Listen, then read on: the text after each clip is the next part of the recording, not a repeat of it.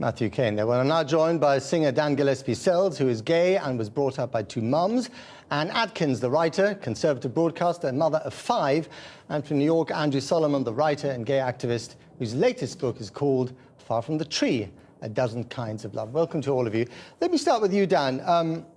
Let me put this to you. The Secretary of State for Wales, David Jones, at the heat of the debate a few weeks ago, said that gay parents, and I quote, cannot provide a warm and safe environment in which to raise children. You were brought up in a gay environment. How did you do? Fairly warm, fairly safe. Mm-hmm. It was you know, adorable. I had a wonderful childhood. And did that comment outrage you when you heard? Yeah, that was just nonsense. He made himself sound stupid, I think. Because my experience was that I was loved, I was well looked after. I felt like it was normal until I went to school. You know, like everything felt right in my childhood until I went to school, and then I realised it wasn't the same for everyone. And how difficult was that adjustment process after you realised that it was different? It wasn't terribly difficult. It would have been easier, I think, if we'd had books like that in the school. The media didn't really portray us very well, but actually it didn't portray the single-parent families or the other kinds of alternative families particularly well either. So Anne, is Dan the exception that proves the rule? Or is there a new kind of reality here that we should acknowledge? I'm not sure he is. I ought to start by saying I wasn't asked if I could be labelled conservative. I'm not sure that I would have... A traditionalist? Not necessarily, no. I don't like being put in any box like that, but that's another matter. No, I don't think Dan is at all. I think it's nonsense that gay parents can't provide a warm, loving... I mean, it's patently not true.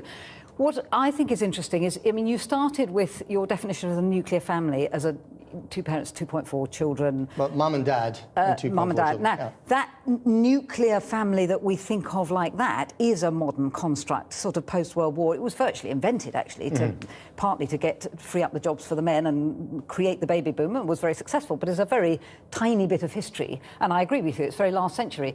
But if we consider the nuclear family as a family with a nucleus, with an essential nucleus of usually a mother and a father, but a nucleus of legally bound together, that is very important, parents and their biological children as a kind of core.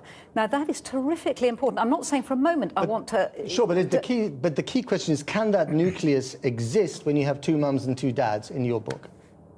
Sorry, I don't understand. Can the nucleus exist? Can that nuclear core exist I think that is actually dads? An alternative form, in a way, of nuclear family. What I think is terrifically important, and what successive governments are ignoring, or, you know, this kind of ostrich attitude, is how incredibly important that definition of nuclear family, by which I include extended families and so on, is compared with what are the popular alternatives now, which are, well, divorce was the first popular alternative from the sort of 60s, 70s, and now cohabitation.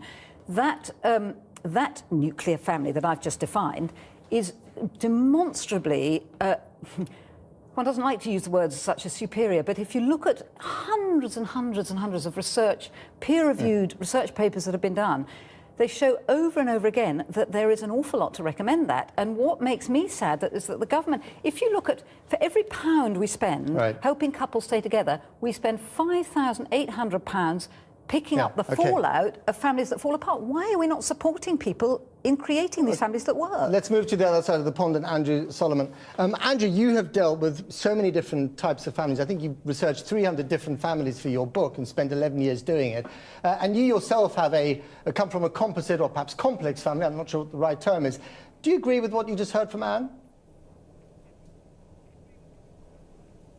I agree that there's no question that people who have gone through a trauma such as divorce, or people who have economic disadvantage, or people who are in and out of unstable relationships will have to struggle more in order to be good parents to their children.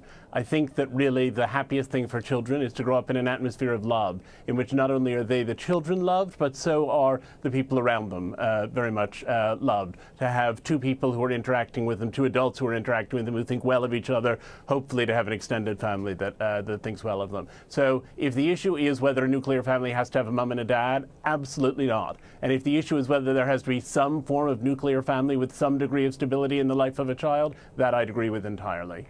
Right. So, I mean, we could all agree on that. You know, there has to be a stable family. There has to be a warm and loving environment for Well, children. you say we can all agree with Hang on a that, minute. The question is, can that be provided by a gay couple that comes out of gay marriage? That's really how this whole issue started. Well, in terms of whether the evidence shows it can or not, the jury is out, simply because it's much too new and it's much too small. And we've talked about 19,000. It's actually 0.15 of our children are brought up in gay families. So we simply don't know. I can't see any reason why not, why that couldn't be equally stable and equally advantaged. But what I want to say is, you say we're all agreed on this, but the government refuses to acknowledge how incredibly important marriage is for children and how incredibly important that stability is. Dan, can I turn to you? Would marriage provide, same-sex marriage, provide the kind of stability that you got from your parents when they brought you up? Would it help? I don't think my mother would have got married to her partner, because I don't think she believes in marriage. But she does believe in stability. I don't think they necessarily go hand in hand. It depends on the person. It does, with due respect, obviously not in individual cases, doesn't That's go right, hand yes, in hand. yeah. But generally speaking, it hugely does go hand in hand, that marriage provides stability, or stable couples get married, let's hear whichever way from- around. No, but I think that's right. I agree with you on that's kind of, if you look at the statistics of it. Right. Andrew, do you want to weigh in? I think that yes, I was just going to say, I think it becomes something of a semantic argument. You know, everybody has agreed that children do better with stability, and that broken homes, which are different from homes that are intentionally constructed in a different model from other homes, broken homes are not particularly nourishing to children. But the idea that we don't have enough information, and so we don't know whether gay people are able to love their children adequately, or take care of them adequately, or provide an environment in which they can grow up healthily. There have been gay parents over a long period of time. There are many studies which demonstrate that children who come from a stable gay household will do just as well as children who come from any other form of stable household. Dan, when you were growing up with two mums, this was the only book available. If there had been other books, I mean, if the language of same-sex marriage, of gay parents bringing up children, had been more commonly available to you, would that have made a difference? I think so. I think so. I think our family thrived very well because we created a community for ourselves. We created support networks. We had our own, you know, we had the gay community. We were looked after, but we would have preferred to have been part of the larger community. And it was people with you know, retrograde ideas about what the family should be that made it very difficult to be, you know, part of, you know, mainstream society. Right. So we were forced out, and it had an effect. But that was the only negative effect of growing up in the gay family. I'm sad we've run out of time. Dan Gillespie-Sells, Anne Atkins, Andrew Solomon, New York, thank you very much indeed.